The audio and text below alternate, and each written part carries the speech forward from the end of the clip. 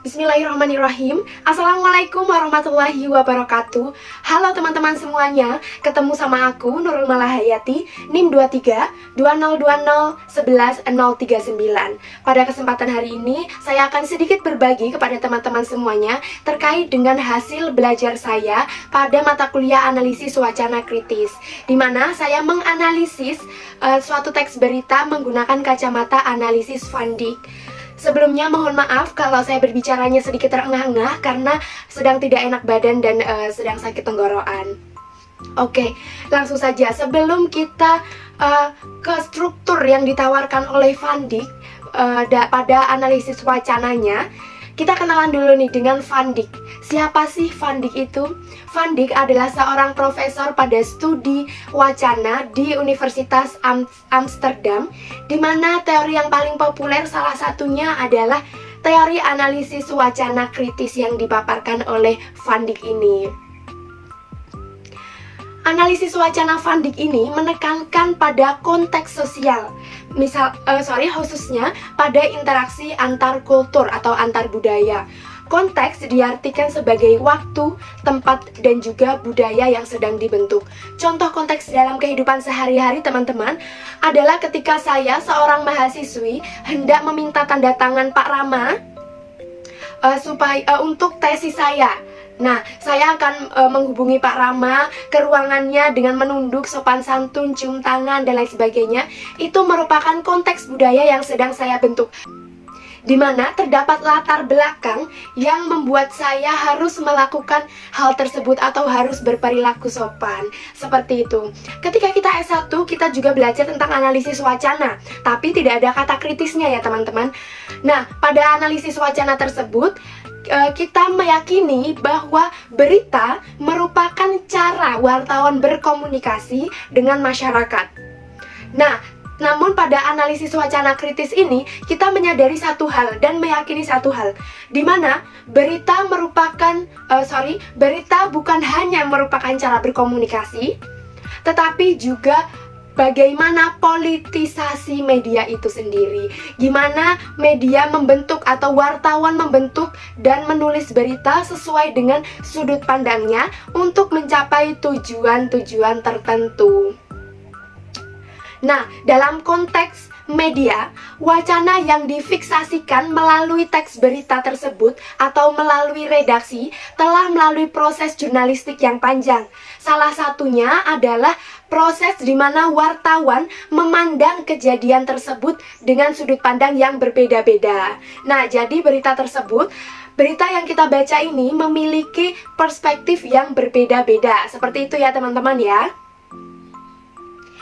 Baik, selanjutnya kita pada elemen wacana yang dipaparkan atau yang dicetuskan oleh Van Dijk.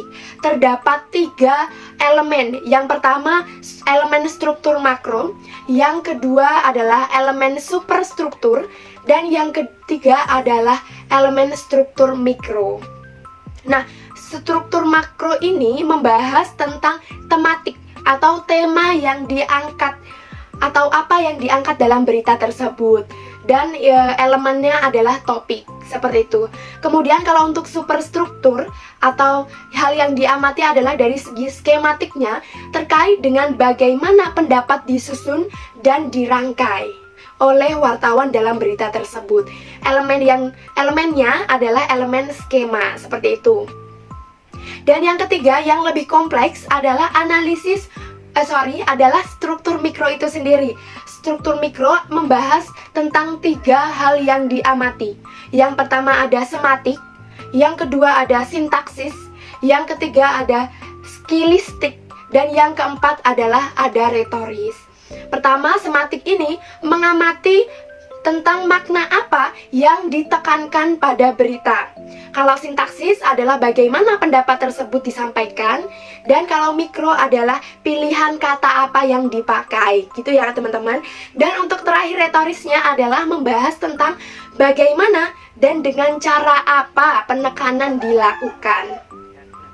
Mungkin sedikit membingungkan ya kalau kita hanya membahas atau membaca terkait dengan teorinya saja. Mari kita langsung praktek menganalisis wacana menggunakan kacamata Van Dijk supaya lebih mudah dimengerti. Oke, lalu apa sih berita yang akan kita analisis?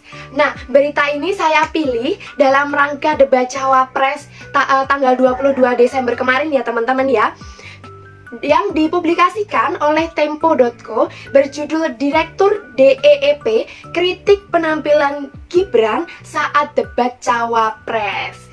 Nah, ini dipublikasikan pada 26 Desember 2023. Oke, kita langsung saja pada struktur atau elemen yang dibahas ya. Yang pertama adalah elemen struktur makro, di mana ini membahas tema atau topik yang hendak wartawan katakan atau hendak wartawan uraikan dalam berita tersebut, yakni ialah terkait kritik kepada Gibran yang dilakukan oleh Ibu Neni Nurhayati selaku Ketua DEEP terkait dengan sikap Gibran yang dianggap tidak menghormati dan juga tidak dewasa saat debat dilaksanakan, seperti itu. Tema yang diangkat secara umum adalah terkait dengan performa Gibran dalam debat Cawapres pada 22 Desember 2023 yang dianggap buruk karena memberikan pertanyaan jebakan kepada kandidat lain. Judul berita ini ditulis menggunakan huruf kapital di setiap awal kata.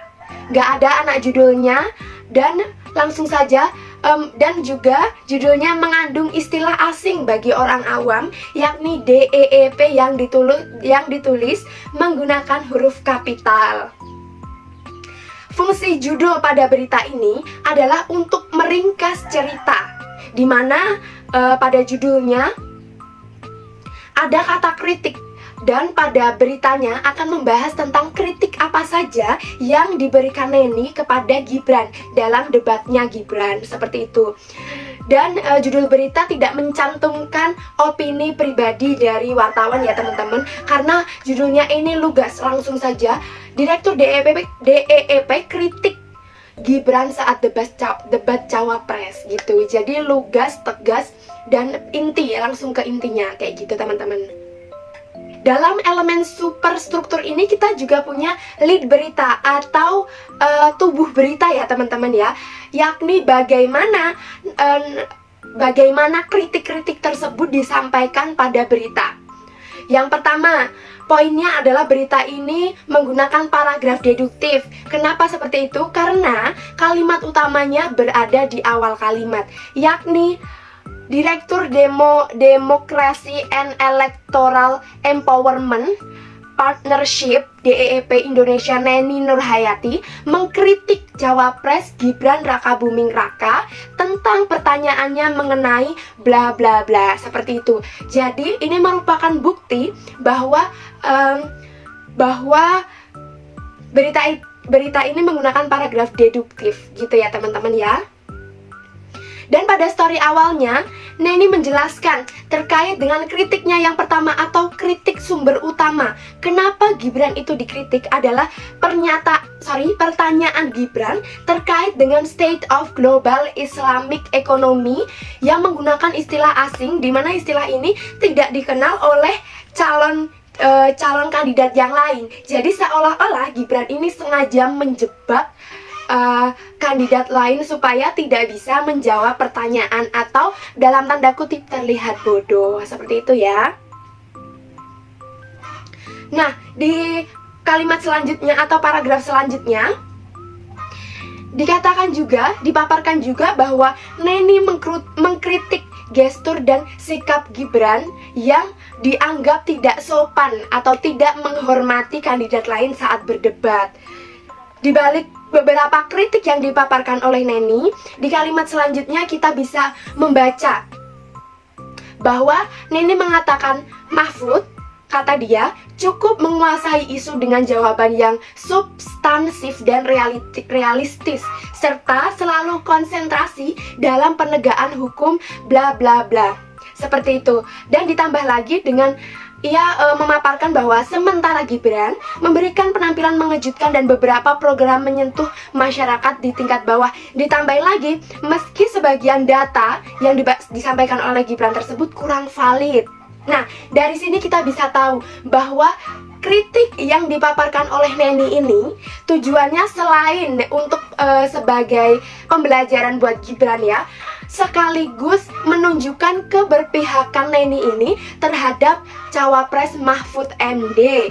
Nah, keberpihakan ini dilakukan dengan cara menjatuhkan Gibran dengan argumen-argumen kritiknya supaya seolah-olah Mahfud MD ini terlihat unggul. Seperti itu ya, teman-teman. Baik, selanjutnya pada paragraf-paragraf terakhir ada naskahnya di sini ya teman-teman ya. Jadi Neni ini membawa sebuah tuntutan kepada moderator, di mana diharapkan moderator bisa menjaga keadilan ketika berdebat. Contohnya dengan tidak memotong pembicaraan dari cawapres gitu yang sedang menyampaikan argumennya. Oke, menggunakan analisis Van Dijk ini kita dapat mengetahui bagaimana tuntutan ini mencerminkan dinamika kekuasaan pada proses debat. Seperti itu. Itu adalah elemen superstruktural yang kita analisis menggunakan dua aspek. Yang pertama dari head atau judul berita, yang kedua dari tubuh berita. Baik, sekarang kita sampai pada elemen terakhir, yakni elemen struktur mikro. Di mana dalam struktur mikro ini ada 4 itu tadi. Yang pertama akan kita bahas tentang dalam aspek sematiknya. Dalam sematik ini terdapat 3 hal yang harus dibedah. Yang pertama adalah latar, yang kedua adalah maksud, dan yang ketiga adalah praanggapan. Latar ini memuat tentang bagaimana latar belakang berita ini hadir ya teman-teman. Latar terkait bagaimana berita ini muncul adalah karena adanya peristiwa debat Cawapres pada tanggal 22 Oktober 2023, dan debat politik seringkali menjadi momen atau memang menjadi momen yang menarik gitu ya untuk menarik perhatian publik dan media. Karena disitulah kandidat menghadapi pertanyaan dan memberikan tanggapan terhadap isu-isu kunci. Jadi ini merupakan sesuatu peristiwa yang menarik dan menarik juga untuk dianalisis seperti itu. Nah, maksud di sini adalah terdapat indikasi bahwa Neni Nurhayati memberikan penilaian positif terhadap kinerja Cawapres Mahfud MD. Jadi, dia itu mengkritik Gibran supaya dia bisa secara terang-terangan mendukung Cawapres Mahfud MD dan mengatakan bahwa Mahfud MD ini memiliki kompetensi yang paling oke daripada calon-calon yang lain, seperti itu.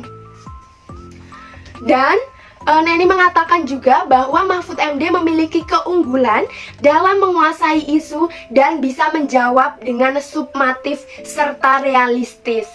Penilaian positif ini menciptakan gambaran bahwa Neni memberikan apresiasi serta berpihak kepada Cawapres Mahfud MD. Seperti itu.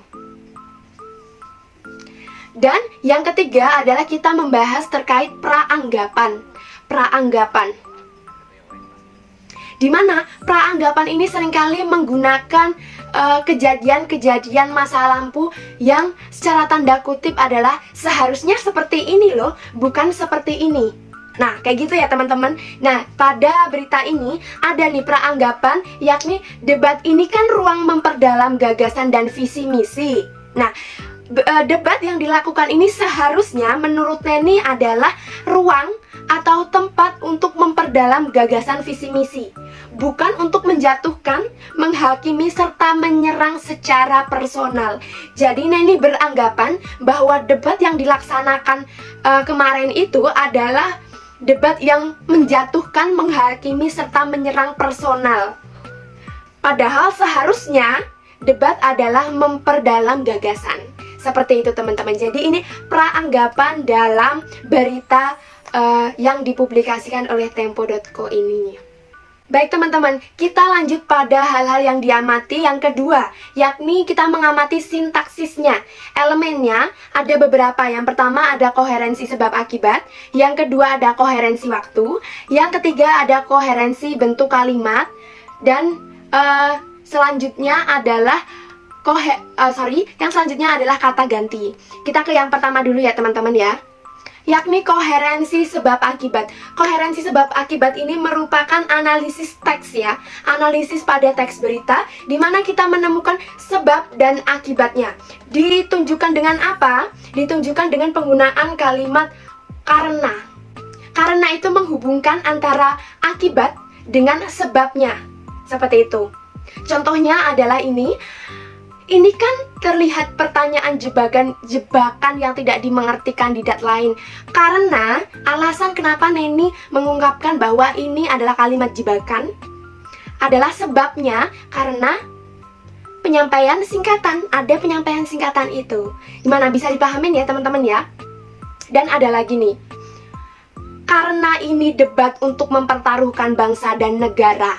Nah, karena ini berarti sebabnya dulu. Sebabnya dulu ini adalah debat untuk mempertaruhkan bangsa dan negara, bukan untuk cerdas cermat gitu.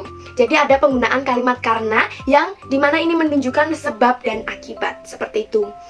Selanjutnya kita membahas atau kita mengamati yang kedua, yakni koherensi waktu. Koherensi waktu ini ditunjukkan dengan penggunaan kata-kata waktu gitu teman-teman. Misal selanjutnya, setelahnya, lalu, pada hari itu, pada, dan lain sebagainya. Dan kali ini dalam berita ini saya menemukan satu koherensi waktu, yakni menggunakan kata lalu. Ini terlihat jelas. Lalu terlihat gestur yang ketika bla bla bla gitu. Lalu jadi sebelumnya si Neni ini sudah menyampaikan bagaimana Gibran berargumentasi dalam debatnya dan gimana gestur tubuhnya. Ini adalah kalimat yang setara, makanya menggunakan kata lalu gitu teman-teman. Nah, selanjutnya adalah bentuk kalimat. Bentuk kalimat ini saya menemukan kalimat aktif dalam berita tersebut, dalam naskah berita tersebut. Kalimat aktif itu contohnya seperti ini. Dia menjelaskan itu bentuk kalimat aktif. Karena kalau kalimat pasifnya adalah dijelaskannya, gitu, paham ya? Jadi ini merupakan kalimat aktif dengan menggunakan kata menjelaskan. Selanjutnya adalah kalimat aktif yang digunakan pada teks ini adalah kata mengkritik. Neni mengkritik. Jadi ini merupakan mengkritik itu kata kerja yang dilakukan oleh Neni, seperti itu. Nah, baik, selanjutnya kita beralih pada struktur wacana yang harus diamati ketiga, yakni stilistika, di mana elemen yang dibutuhkan atau dibahas adalah leksikon. Leksikon itu apa? Leksikon ini adalah pilihan kata yang dipakai untuk menunjukkan sikap dan ideologi. Di mana pada teks berita ini ada leksikonnya adalah kata mengkritik. Mengkritik itu adalah suatu ideologi merujuk pada tindakan memberikan pendapat atau tanggapan yang bersifat positif untuk memberikan pujian atau negatif untuk menyoroti kekurangan dalam tujuan. Nah, dalam berita ini tentu saja kritiknya mengarah pada negatif dan kritik terhadap Gibran. Seperti itu teman-teman. Hal yang perlu kita amati, yang keempat adalah retoris grafis. Pertama elemennya adalah kognisi sosial. Kognisi sosial, di mana berita ini menggunakan kata jebakan yang dapat mempengaruhi cara pembaca untuk memandang Gibran. Yang awalnya biasa aja dengan Gibran, pro dengan Gibran, merasa fine-fine aja mendengar debatnya, tapi kata menjebak ini cenderungnya kan konotasinya negatif ya. Jadi pembaca itu menjadi terpengaruh. Oh iya ya, Gibran sengaja menjebak supaya dia kelihatan baik. Nah, kira-kira seperti itu. Dan ini mungkin menciptakan pemahaman bahwa ada unsur strategi atau manipulasi dalam pertanyaannya. Strategi di mana strateginya adalah menggunakan kata-kata yang asing atau singkatan istilah yang asing, sehingga bisa memanipulasi lawannya. serta mempengaruhi persepsi sosial terhadap cawapres lawan Gibran ini. Orang jadi berpikir, oh kok ternyata Gibran unggul ya, masa cawapres yang sebelah nggak tahu sih istilah ini? Ini kan istilah awam banget, seharusnya cawapres tuh tahu dong istilah ini artinya apa. Nah, kurang lebih seperti itu. Yang selanjutnya adalah elemen konteks sosial, di mana terdapat nilai-nilai politik tentu saja di dalam teks berita tersebut. Analisis dapat melibatkan identifikasi nilai-nilai politik yang tercermin dari penilaian Neni Nurhayati ini terhadap pertanyaan dan gestur tubuh Gibran saat berdebat. Dari analisis yang saya lakukan, saya dapat menyimpulkan bahwa dalam teks berita ini, Tempo.co mewawancarai Neni Nurhayati yang secara terang-terangan mengkritik gaya debat Gibran, dan secara terang-terangan pula mendukung cawapres Mahfud MD dengan cara mengunggulkan dan menyatakan bahwa Mahfud MD unggul pada debat cawapres kali ini. Oke, seperti itu analisis Fandik, analisis wacana Fandik yang bisa saya paparkan. Jika ada kesalahan mohon dimaafkan karena saya juga baru belajar ya teman-teman semuanya. Terima kasih, bye-bye, assalamualaikum. Terima kasih juga kepada Pak Rama.